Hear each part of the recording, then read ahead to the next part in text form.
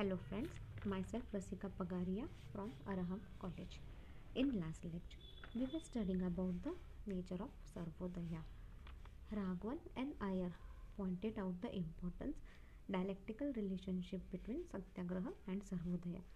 Gandhi's concept of Satya with Ahimsa as the mean determined his doctrine of Satyagraha or active resistance to authority. Then he learned three things from it, which you will in the next session. That is the first one is the concept of individualism. The good of the individual is concerned in the good of all.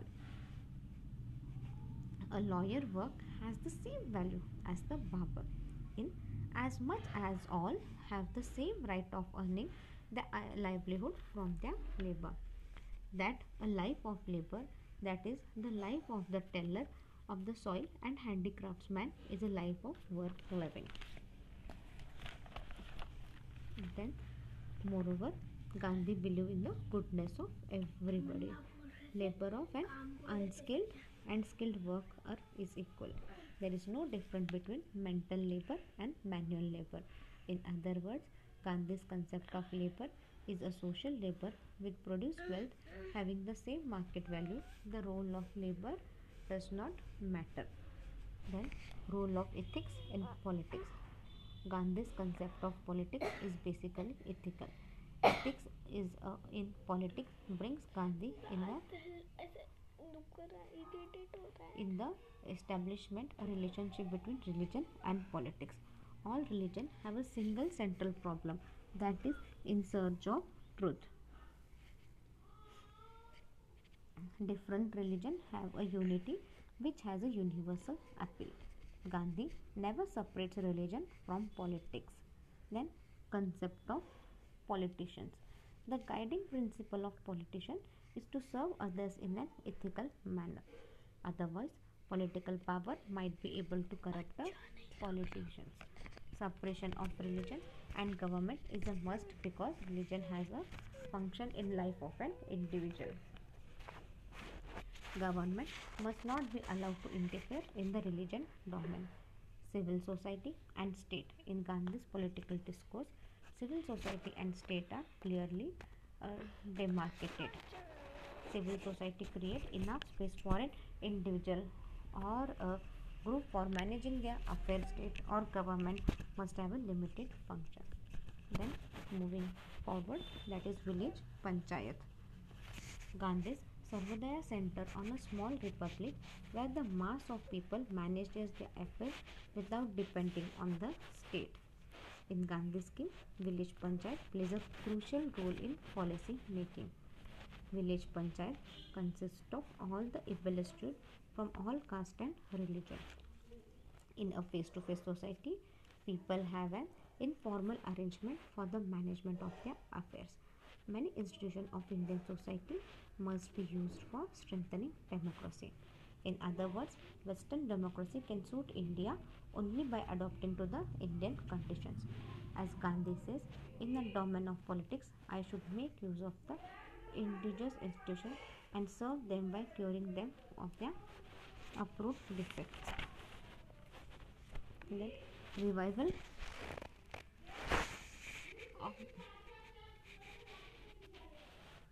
of these institutions in a true spirit may strengthen democracy. Moreover, political institutions at the grassroots level may be able to restrict the power of state. Gandhi's concept of state is that of limited state which does not interfere in the day-to-day activity of people. See, once village panchayat is formed, it is easy to create a Sarvodaya economy. Political institutions can be meant for the management of local resources. Rich people can hand over their surplus land to the village panchayat, which will distribute to the needy people. Okay, organization remains small enough to be influenced by the individual, but the individual's initiative is necessary for creation of social wealth. But individual contributions is surplus wealth for the welfare of the community. Village panchayat must look after the economy of the village, which will help the prosperity of village people. Now moving towards the next paragraph, that is the main agenda of Gandhian political program is the social reconstruction issue. See, सबसे बड़ा agenda यानी सबसे पहली चीज़ क्या करना है उनको, ये जो गांधीयन पॉलिटिकल प्रोग्राम का क्या है, that is the social reconstruction issue. The village panchayat can take care of education, health and sanitation. अब जो विलेज पंचायत फॉर्म हुई है, what it can do, it can take care of education, health and sanitation of the village. It can help in abolition of untouchability and weaving khadi for their need. See, it can see ये village क्या कर सकती है, ये untouchability हटाने में मदद कर सकती है अच्छे से, राइट. और खादी बनाने की weaving khadi for their needs. See, khadi के कपड़े वगैरह बनाना, खादी वीव करना, ये ताकि उनकी ज़रूरतें पूरी हो सके. Thus the village community can turn into a self-sufficient economy. Thus ये क्या है, ये village economy क्या है, it can turn into a self-sufficient economy. Their needs are taken care of by their collective efforts without much dependency on the urban economy. See, their needs are taken care of by their collective efforts. See, वो लोग क्या करते हैं, एक दूसरे की ज़रूरतें का पूरा ध्यान रखते हैं by their collective efforts.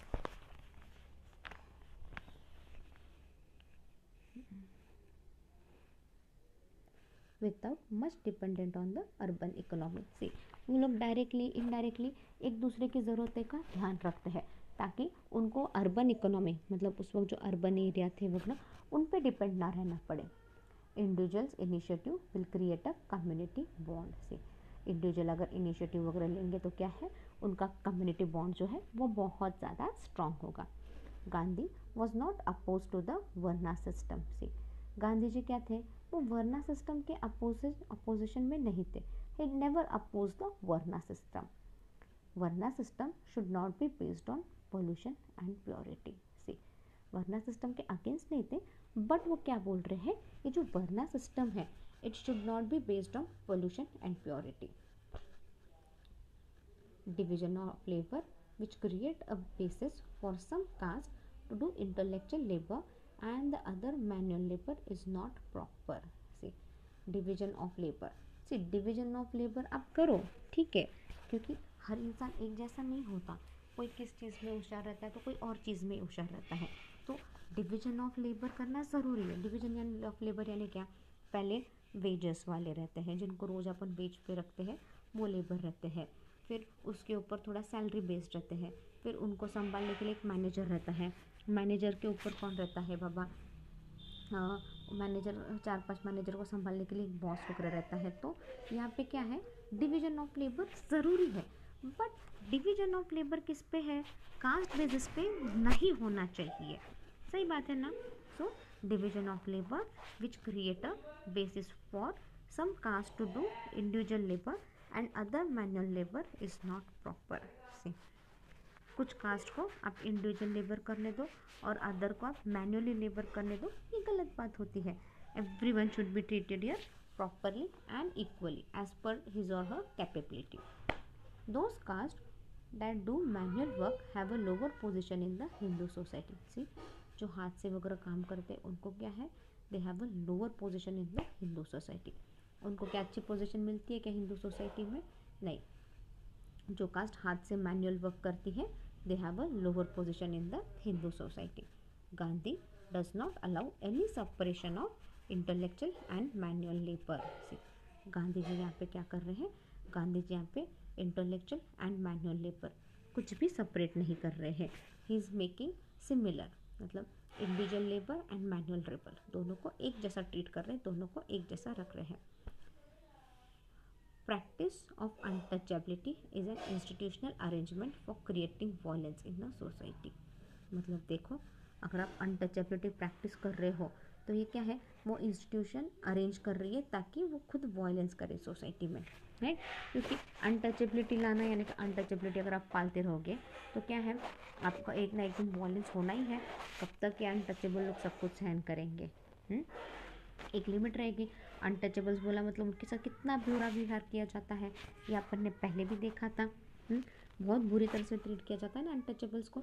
अगर आप अनटचेबल्स ये सारा रखोगे आपके सोसाइटी में, तो क्या कर रहा है वो इंस्टीट्यूशन, खुद के लिए वायलेंस को एक निमंत्रण दे रहा है सोसाइटी में।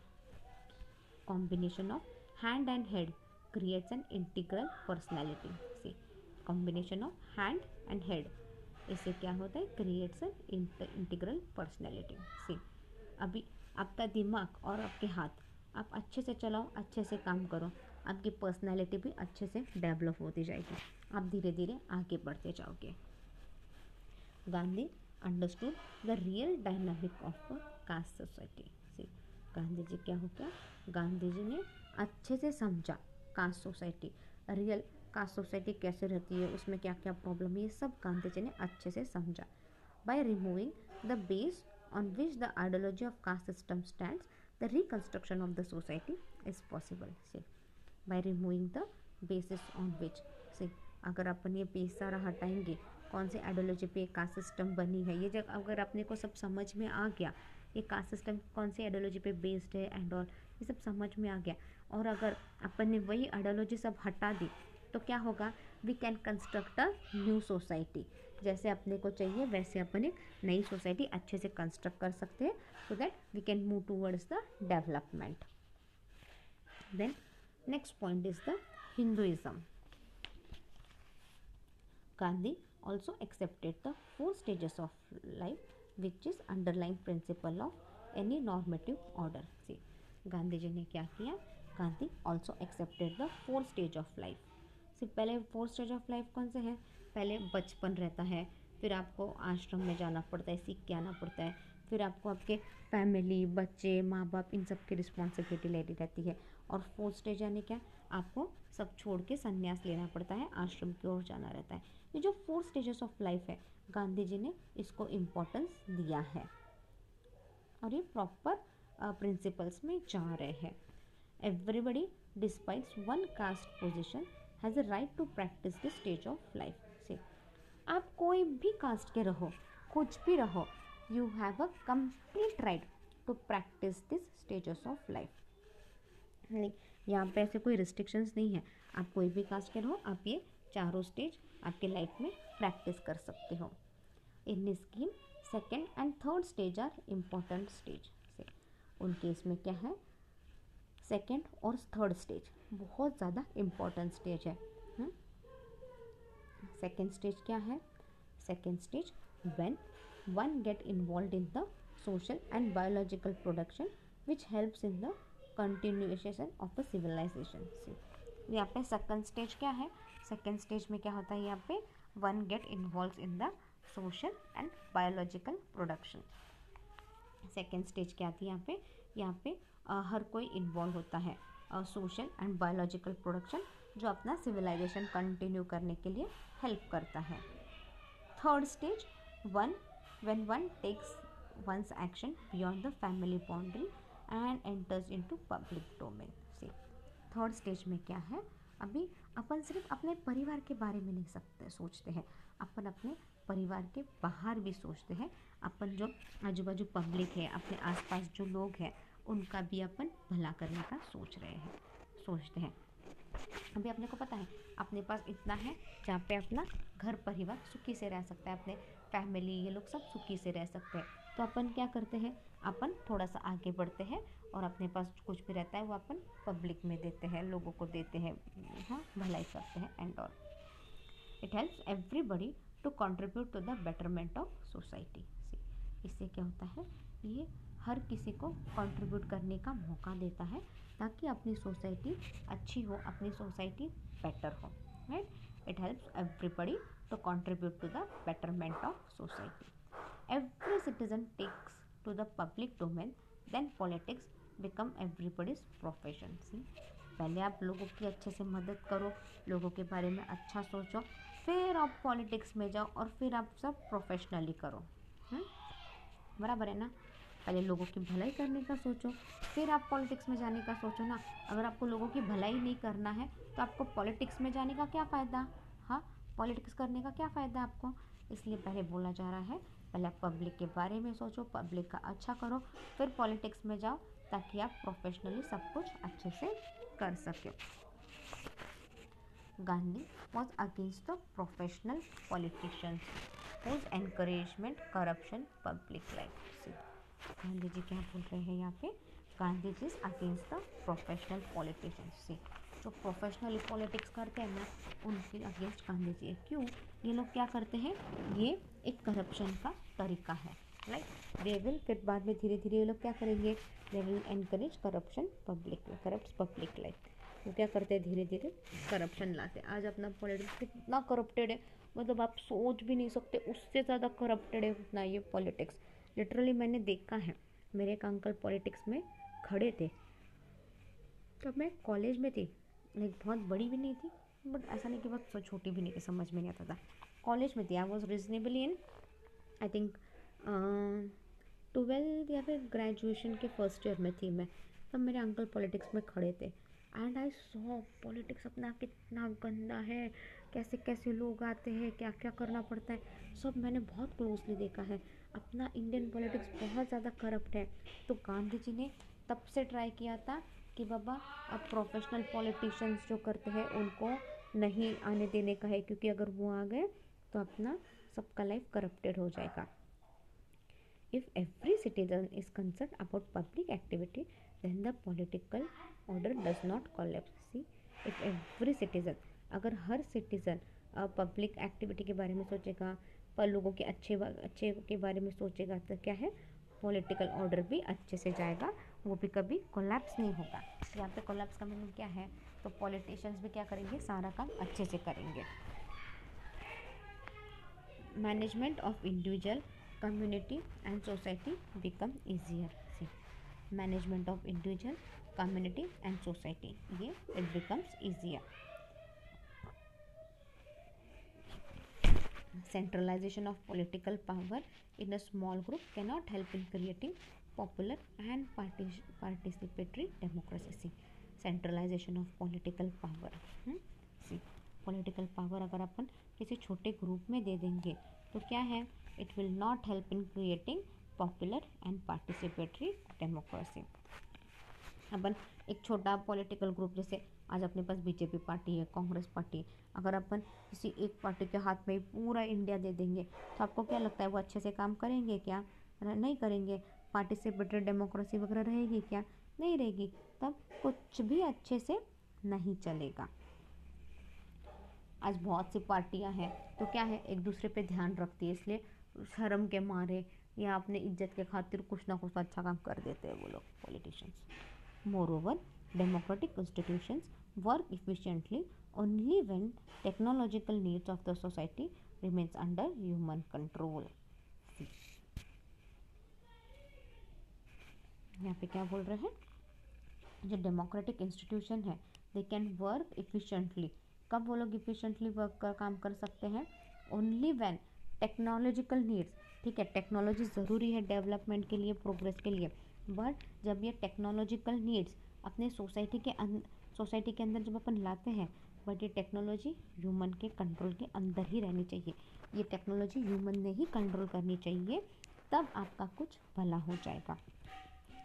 Technologist advancement might create an alienated being which create a psychological bias for doing violence। See, अगर टेक्नोलॉजी बहुत ज़्यादा एडवांस हो गई और कुछ लोग वो टेक्नोलॉजी की ओर अट्रैक्ट होने लगे तो क्या होगा, it will create a psychological bias for doing violence. See, लोगों के दिमाग में बैठ जाएगा और ये टेक्नोलॉजी आ गई तो इस टेक्नोलॉजी की वजह से मेरा काम छीन लिया गया, मेरा काम कम हो गया, तो क्या करेंगे, लोगों के अगर मन में साइकोलॉजिकली अफेक्ट हो गया या उनके मन में कुछ गलत चीज़ें आ गई तो क्या है, they will start doing some violence. Technological advancement may be the bias of creating unemployment and in the end result it creates poverty। See, technological advancement क्या है, may be the bias of creating unemployment।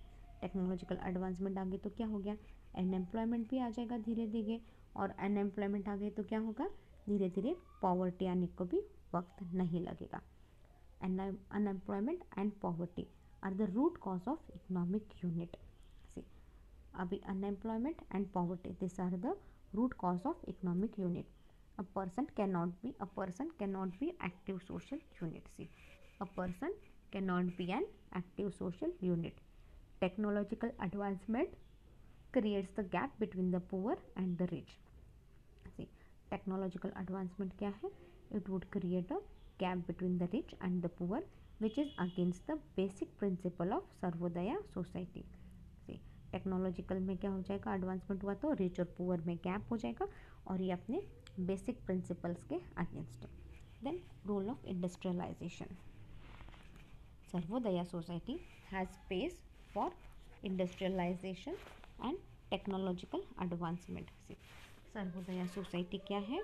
It has a space for industrialization and technological advancement, but it should not go beyond human control. यहाँ पे industrialization development होने दे, technological advancement होने दे, but ये human control के under ही होना चाहिए. मतलब ह्यूमन कंट्रोल के बाहर यहाँ पे कुछ भी नहीं होना चाहिए. ह्यूमन कंट्रोल के बाहर गया यानी क्या? सब कुछ डिस्ट्रॉय हो जाएगा. Nor should it destroy the ecological base of the society. Say nor should it destroy, वो ecological base of the society है, ये भी डिस्ट्रॉय नहीं करना चाहिए. Industrialization and urbanization should not disturb the village society, which is the soil of India. See, industrialization and urbanization ये disturb नहीं करना चाहिए अपनी सोसाइटी को. स्पेशली विलेज सोसाइटी इसे डिस्टर्ब नहीं करना चाहिए, क्योंकि ये जो विलेज है it is the soil of the India. Right, ये विलेज सोसाइटी क्या है? ये अपना सॉइल ऑफ द इंडिया है. गांधी जी ने क्या है? विलेजेस को बहुत ज़्यादा इम्पोर्टेंट दिया है, क्योंकि village is the soul of India. Industrialization leads to concentration of economic power which cuts the root of democracy. Industrialization क्या है? Industrialization leads to concentration of economic power which cuts at the root of democracy. सी, अब ये जो industrialisation है ये क्या बोल रहे हैं यहाँ पे?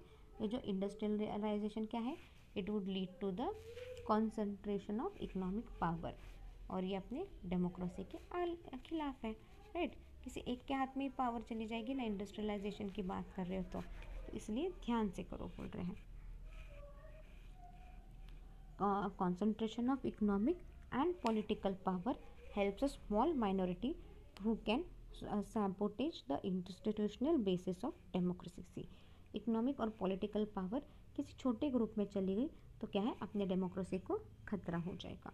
Gandhi opposes the centralization of economic power in rural area. इसलिए गांधी जी क्या बोल रहे हैं? इकोनॉमिक पावर क्या है?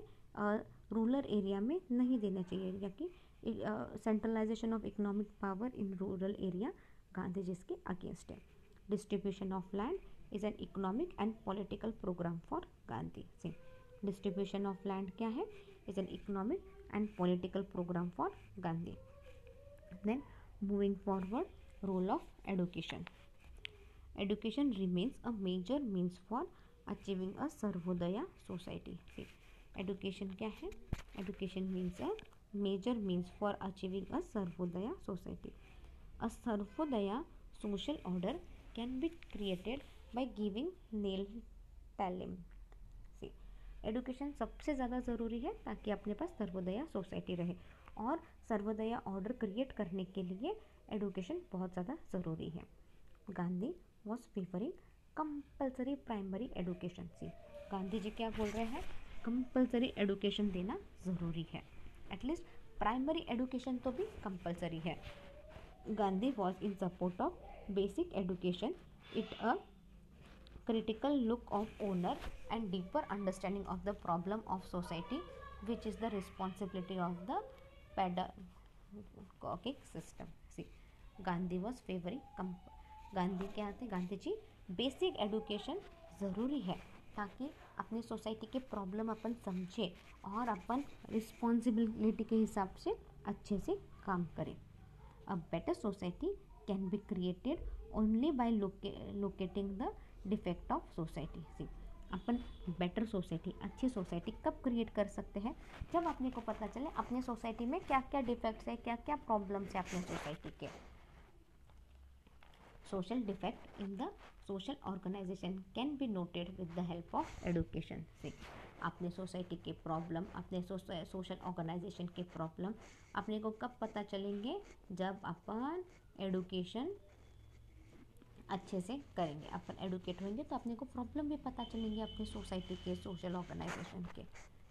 Practice of untouchability, division of labor on the basis of caste system has no place in Sarvodaya society. See, untouchability practice करना, division of labor on the basis of caste, इन सब की कोई भी जगह नहीं है इन द सर्वोदया सोसाइटी में। Basic education creates love for manual labor. See, basic education creates love for manual labor, which helps a child to question the division of labor on the basis of caste system. Then acquiring some skills to make somebody an effective element of a society is possible through education. See, acquiring some skills to make somebody an effective element. See, थोड़े skills लेना ताकि अपन अच्छे से काम कर सके, और ये पॉसिबल होगा जब अपन अच्छे से एडुकेशन करेंगे। Creating community awareness, which becomes the basis of Sarvodaya society, is done through education. See, community awareness ये कब आएगा, जब अपने को अपन एडुकेशन लेंगे अच्छे से। Education plays a vital role in mediating between individual consciousness and community consciousness. Education क्या है? Education plays a vital role. Education एक इम्पॉर्टेंट रोल प्ले करता है in mediating between the individual consciousness and community consciousness. तो देखो education को कितना ज़्यादा इम्पोर्टेंट दिया है गांधी जी ने भी।